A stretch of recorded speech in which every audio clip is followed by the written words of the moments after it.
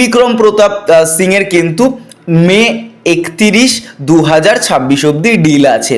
তবে তাকে কিন্তু অবশ্যই অন্যান্য দলগুলো অফার করছে এবং সেখানে মুম্বাই সিটি এফসির যে এক্সটেনশন অফার সেটাতে কিন্তু কোনোভাবেই সে এখনো পর্যন্ত কোনো পজিটিভ সাইন দেখায়নি যেখান থেকে তার দল তাকে ধরে নিতে পারে যে বিক্রম প্রতাপ সিং থাকছে।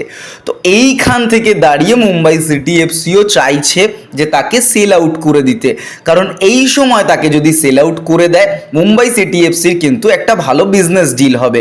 কারণ প্লেয়ার বিক্রি করা, একটা প্লেয়ারকে কম দামে তুলে নিয়ে এসে তার গ্রোথ দিয়ে বা সেই প্লেয়ারটাকে প্রপার তৈরি করে তার মার্কেট ভ্যালু বাড়িয়ে তাকে অন্যান্য টিমে সেল আউট করা, এটা কিন্তু ক্লাবের মূল বিজনেস বলা যায়। তো এরকম করে প্রচুর ক্লাব কিন্তু এই মুহূর্তে প্রচুর প্রফিটেবল হয়। তো সেখান থেকে দাঁড়িয়ে যদি আগামী মরশুমে তারা এই জিনিসটা করতে চায় তাহলে বিক্রম প্রতাপকে কিন্তু ফ্রি ট্রান্সফারে ছাড়তে হবে। তাই অবশ্যই বিক্রম প্রতাপ একটা ভালো অপশান হতে পারে অন্যান্য দলগুলোর জন্য।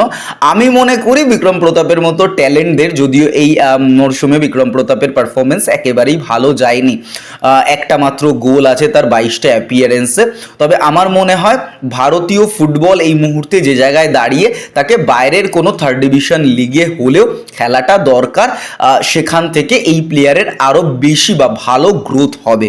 এবার আসা যাক আরো একটা পয়েন্টে, যে পয়েন্টটা একটা কি পয়েন্ট, কারণ মনভীর সিং না থাকলে মোহনবাগানে কিন্তু তাদের রাইট উইংটা কিন্তু অচল হয়ে যায়। আমরা দেখছি মনভীর সিং নেই এবং লাস্ট গেমটায় যেটা জামশেদপুরের এগেনস্টে মোহনবাগান খেলেছে সেখানে পুরোপুরি অচল এবং প্রপার রাইট উইঙ্গার হিসাবে কাউকে পাওয়া যাচ্ছে না। যেখানে আশিক কুরুনিয়ান, লিস্টন কোলাসো দুটো বড় বড় নাম রয়েছে লেফট উইংয়ে, সেখানে রাইট উইংয়ে একমাত্র মনভীর সিং।